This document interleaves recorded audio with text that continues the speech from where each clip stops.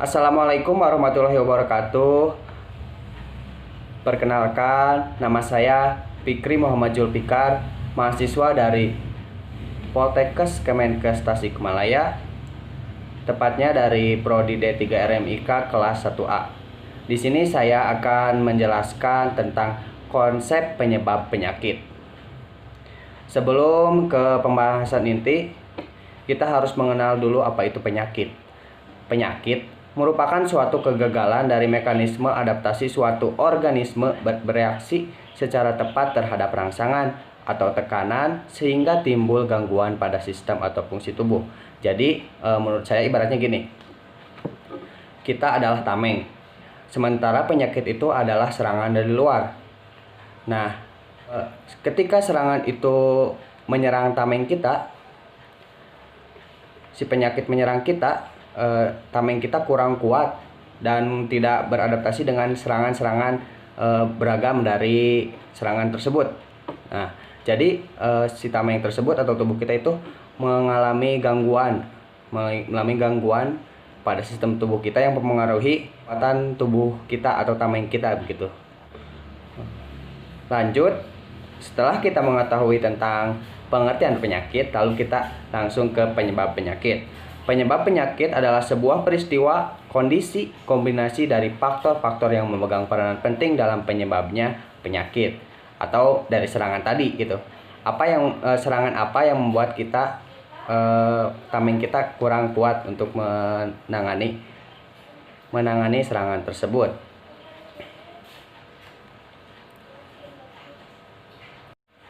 Tentunya ada berbagai macam penyebab penyakit atau serangan-serangan yang terjadi kepada diri kita.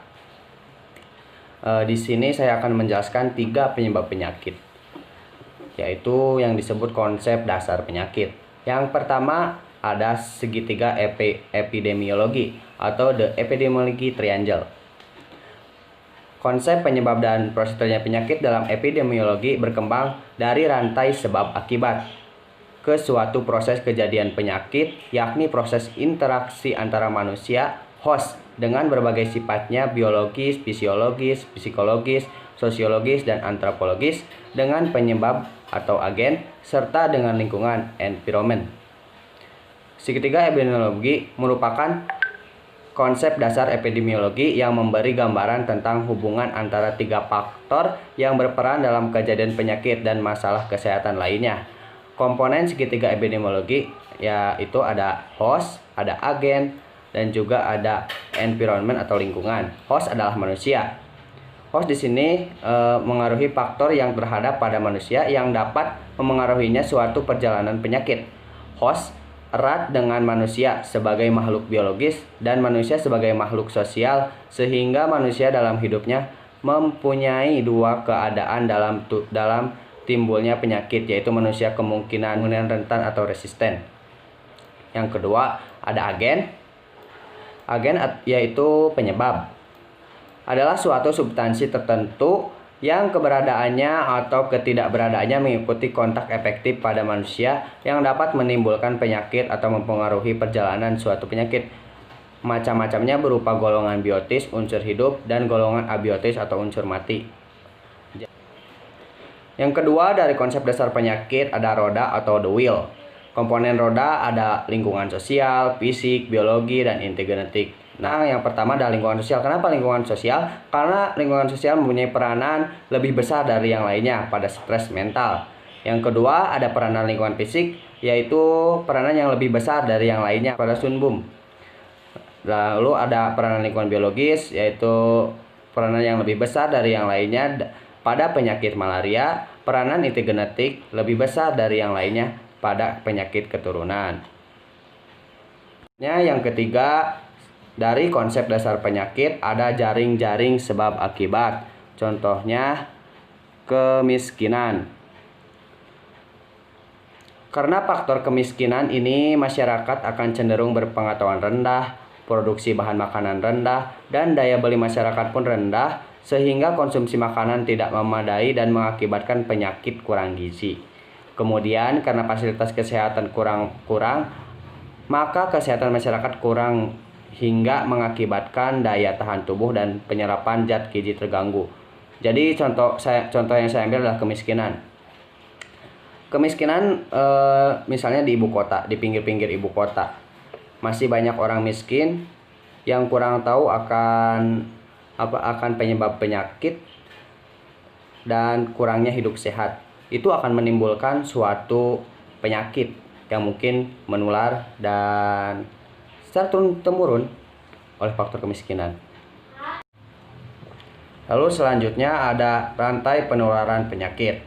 Dalam kedokteran, kesehatan masyarakat, dan biologi, penularan atau yang sering disebut transmisi adalah perpindahan patogen yang menyebabkan penyakit menular dari individu atau kelompok inang yang terinfeksi ke individu atau kelompok tertentu lainnya. Perpindahan ini memungkinkan suatu penyakit tersebar secara luas. Jadi penularan itu adalah misalnya si A berpenyakit dari kelompoknya. Nah, si A ketemu dengan si B yang sehat ketemu dengan si B dan terpapar oleh kontak fisik misalnya TBC. Jadi penularannya lewat kontak fisik begitu. Ketika mereka bertemu dari yang si A yang sakit dan si B yang sehat.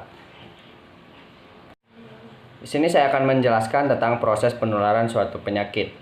Di sini ada tabel yang ada agen infeksi, reservoir, cara penularan, dan intang rentan. Ini merupakan siklus yang akan terus terulang di kehidupan kita bila kita tidak menjaga kehidupan yang sehat. Nah, yang pertama ada agen infeksi. Agen infeksi terdiri dari bakteri, virus, parasit, prion, dan lain-lain. Nah, ini ada agen infeksi itu dihasilkan oleh reservoir, manusia, hewan, tanah, dan sebagainya. Dengan portal keluar dari reservoir ini ada sebuah cairan tubuh, tinja, dan sebagainya yang mengandung bakteri misalnya, virus, parasit, dan prion. Nah, bagaimana cara penularannya? Cara penularannya bisa dengan kontak fisik, misalnya dengan yang TBC dan yang tidak TBC bisa dengan kontak fisik, mereka akan akan tertular gitu. Yang B yang sehat akan tertular. Lalu ada dengan cara melalui makanan, vektor, dan melalui suatu penyebaran virus misalnya pernapasan, batuk, dan lain-lain. Nah, setelah cara penularannya, si reservoir ini atau reservoir yang mengandung infeksi ini masuk ke inang rentan. Inang rentan adalah manusia yang itu kurangnya kekebalan tubuh yang dapat dipengaruhi oleh sistem imun ataupun usia dan sebagainya. Dengan portal masuknya itu bisa dengan melalui saluran pernapasan, pencernaan, luka dan kulit. Misalnya begini, kita A ini mengidap TBC dan yang B ini sehat. Mereka melakukan kontak fisik, misalnya dekat, kontak fisik, dan cara penyakit masuknya itu melalui saluran pernapasan. Misalnya si A yang kena penyakit batuk. Nah, si cairan virusnya itu terserap oleh pernapasan kita gitu. Terserap oleh pernapasan kita, maka si B akan tertular dari si A yang notabene si B itu sehat, dan si B ini kekurangan kekebalan tubuh, baik itu misalnya dipengaruhi oleh imun ataupun usia. Baik, selanjutnya rute penularan, yaitu ada 4, yaitu penularan vertikal, penularan secara horizontal, penularan secara langsung, penularan secara tidak langsung. Penularan ini terjadi akibat perpindahan suatu patogen ke manusia yang lain gitu. Perpindahan patogen terjadi melalui berbagai rute, seperti misalnya penularan vertikal. Penularan vertikal merupakan perpindahan agen dari ibu atau induk kepada janin yang dikandungnya. Nah, lalu ada penularan horizontal, terjadi di antara komponen lingkungan, baik organisme hidup maupun benda mati, yang tidak memiliki hubungan orang tua dan anak. Nah, Lalu selanjutnya ada penularan langsung. Penularan langsung terjadi ketika keduanya bertemu dan mengalami kontak di suatu tempat. Jadi melakukan kontak fisik, si A dan si B itu bertemu dan di sana terjadi penularan. Lalu ada penularan secara tidak langsung terjadi akibat perpindahan agen melalui perantara benda atau organisme lainnya, sehingga sumber infeksi dan inang peka tidak harus berada di tempat yang sama. Nah, ini contoh dari virus corona. Misalnya si A mengidap virus corona. Si A memegang uang dan si uang itu akan terpapar oleh corona gitu, virus corona. Nah, si A dan si B itu tidak ketemu, tetapi uang yang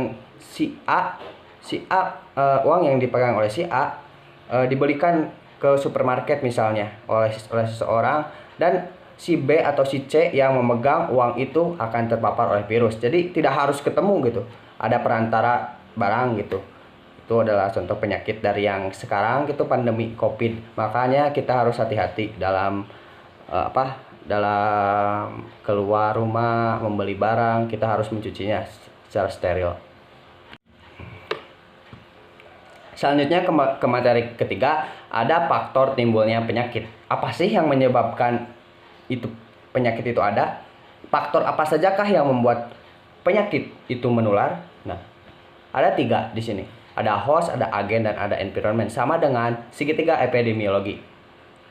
Host atau manusia adalah semua faktor yang terdapat pada manusia yang dapat memengaruhinya suatu perjalanan penyakit. Host erat dengan manusia sebagai makhluk biologis dan manusia sebagai makhluk sosial, sehingga manusia dalam hidupnya mempunyai 2 keadaan dalam timbulnya penyakit, yaitu manusia kemungkinan terpapar dan kemungkinan rentan atau resisten. Faktor-faktor yang memegang peranan dalam proses kejadian penyakit pada host adalah: yang pertama, ada faktor keturunan. Ada beberapa penyakit keturunan yang dapat ditularkan dari kedua orang tuanya. Misalnya asma, diabetes mellitus, ada hipertensi dan lain-lain. Lalu ada mekanisme kekebalan tubuh atau imunitas. Daya tahan tubuh seseorang tidak sama. Namun faktor imunitas sangat berperan penting dalam proses kejadian penyakit pada seseorang, dan sebaliknya punya imunitas bagus akan terhindar dari penyakit. Jadi misalnya kita itu sebuah tameng. Tameng itu ada powernya, misalnya ada powernya.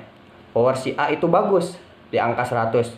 Nah, power si B itu misalnya ada di angka 50. Maka si A dan si B akan beda persentase terserang penyakitnya. Si B misalnya terserang penyakitnya lebih sering gitu. Si A lebih kuat menangkal suatu penyakit, begitu. Ada karakteristik dari host atau manusia. Yang pertama, resistensi, kemampuan host untuk bertahan hidup terhadap infeksi atau agen. Yang kedua, imunitas, kemampuan host mengembangkan sistem kekebalan tubuh atau baik didapat maupun alamiah, baik yang didapat secara biologis atau kita berolahraga dan makan makanan sehat, maupun alamiah dari sananya, dari Tuhan Yang Maha Esa. Yang kedua ada infectiousness, potensi host yang terinfeksi untuk menularkan penyakit yang diderita kepada orang lain. Nah, jadi ada orang yang misalnya terpapar infeksi A, tapi dia dengan mudahnya menularkan penyakit kepada orang lain gitu, begitu. Lalu yang kedua dari faktor timbulnya penyakit, ada yang namanya agen atau penyebab. Suatu substansi tertentu yang keberadaannya atau ketidakberadaannya mengikuti kontak efektif pada manusia yang dapat menimbulkan penyakit atau mempengaruhi perjalanan suatu penyakit. Macamnya berupa golongan biotis, unsur hidup, dan golongan abiotis, unsur mati. Golongan biotis terdiri dari mikroorganisme, misalnya virus, bakteri, dan rickettsia. Lalu yang kedua ada non-mikroorganisme seperti protozoa, metazoan, atau cacing. Yaitu yang ketiga ada tumbuhan seperti fungi atau jamur. Penyakit yang ditimbulkan oleh kelompok biotik ini disebut dengan penyakit infeksi yang sifatnya menular dan tidak menular. Selanjutnya ada golongan abiotis yang terdiri dari golongan kimiawi, misalnya pestisida, bahan pengawet makanan, obat-obatan, limbah industri, dan lain-lain. Lalu ada golongan fisik yang langsung bersentuhan dengan kita, misalnya panas, sinar, radiasi, suara, getaran, objek yang bergerak cepat, dan masih banyak lainnya. Lalu ada golongan mekanik, misalnya terjadi kecelakaan lalu lintas, lalu pukulan seseorang kepada kita gitu. Lalu ada golongan nutrien, ini akibat asupan nutrisi ya, misalnya karbohidrat, protein, lemak, yang apabila manusia mengalami kekurangan atau kelebihan akan mengakibatkan penyakit. Masuknya agen atau bibit penyakit yang dapat menimbulkan penyakit pada host atau manusia melalui beberapa macam jalur penularan sebagai berikut. Yang pertama ada inhalasi, yaitu masuknya agen dengan perantara udara. Yang kedua ditelan, yaitu masuknya agen melalui saluran pencernaan dengan cara memakan atau menelannya. Yang ketiga ada yang melalui kulit, yaitu masuknya agen melalui kontak langsung dengan kulit, misalnya dengan kulit yang terluka. Lalu yang ketiga ada faktor timbulnya penyakit yang disebabkan oleh lingkungan atau environment. Environment atau lingkungan adalah agregat dari seluruh kondisi dan pengaruh luar yang mempengaruhi kehidupan dan perkembangan suatu organisme. Lingkungan terbagi dalam 3 macam, yaitu lingkungan fisik. Adalah lingkungan yang berada di sekitar manusia yang meliputi kondisi udara, musim, cuaca, kondisi geografi, dan geologinya yang dapat mempengaruhi kerentanan host atau manusia. Ketinggian tertentu akan mempengaruhi jantung. Kelembapan akan mempengaruhi selaput lendir. Keadaan geografi akan menentukan jenis vektor atau reseptor dari suatu penyakit, sedangkan keadaan geologi akan mempengaruhi ketersediaan air. Yang kedua ada lingkungan biologi, masih merupakan lingkungan yang berada di sekitar manusia, namun jenisnya berasal dari golongan biotis, misalnya hewan, tumbuhan, dan mikroorganisme. Tempat hidup yang paling sesuai dengan reservoir atau tempat agen tersebut hidup di dalam tubuh manusia dan binatang. Yang ketiga ada lingkungan non-fisik. Ada lingkungan sebagai akibat dari interaksi manusia yang meliputi sosial budaya, norma, adat istiadat. Sebagai contoh, lingkungan sosial ekonomi yang mempengaruhi status kesehatan fisik dan mental baik individu maupun kelompok meliputi kepadatan, kehidupan sosial, fasilitas olahraga, rekreasi, stratifikasi sosial, tingkat kejahatan, sistem asuransi, bencana alam, perang, dan masih banyak lainnya. Adapun karakteristik dari environment, yaitu yang pertama topografis, suatu lokasi tertentu atau posisi baik alamiah maupun buatan manusia yang mempengaruhi terjadinya dan penyebaran penyakit tertentu, misalnya danau, sungai, hutan, dan sawah. Dan yang kedua ada geografis, keadaan yang berhubungan dengan permukaan bumi atau struktur geologi, misal iklim, penduduk, flora, dan fauna, yang mempengaruhi terjadinya dan penyebaran penyakit tertentu, misalnya tanah pasir atau tanah liat. Ada materi terakhir, yaitu riwayat alamiah penyakit. Adalah suatu deskripsi tentang perjalanan waktu dan perkembangan penyakit pada individu, dimulai sejak terjadinya paparan dengan agen terjadinya akibat penyakit, seperti kesembuhan atau kematian, tanpa terinterupsi oleh suatu intervensi preventif maupun terapeutik. Riwayat alamiah penyakit merupakan salah satu elemen utama epidemiologi deskriptif. Pengetahuan tentang riwayat alamiah penyakit sama pentingnya dengan kausal penyakit untuk upaya pencegahan dan pengendalian penyakit. Dengan mengetahui perilaku dan karakteristik masing-masing penyakit, maka bisa dikembangkan intervensi yang tepat untuk mengidentifikasi maupun mengatasi problem penyakit tersebut. Nah, jadi riwayat alamiah penyakit adalah deskripsi tentang perjalanan waktu dan perkembangan penyakit pada suatu individu. Lalu yang terakhir, di sini saya menyematkan sebuah gambar riwayat alamiah penyakit yang diawali dengan fase rentan, fase subklinis, fase klinis, dan fase penyembuhan kecacatan atau kematian. Pada fase subklinis ada suatu masa antara fase rentan kepada fase klinis yang disebut fase inkubasi. Fase klinis ke fase penyembuhan disebut durasi penyembuhan. Fase rentan ke fase subklinis merupakan proses induksi, dan proses subklinis ke fase klinis disebut proses promosi. Dari fase klinis ke fase penyembuhan adalah proses ekspresi. Ada awal proses etiologis atau awal dari paparan dengan agen atau kausal.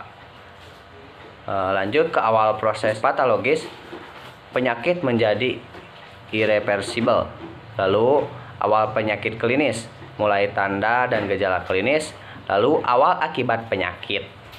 Di sebelah paling kanan itu pasti awal akibat penyakit atau fase penyembuhan, perubahan status kesehatan atau kelemahan. Mungkin hanya itu yang bisa saya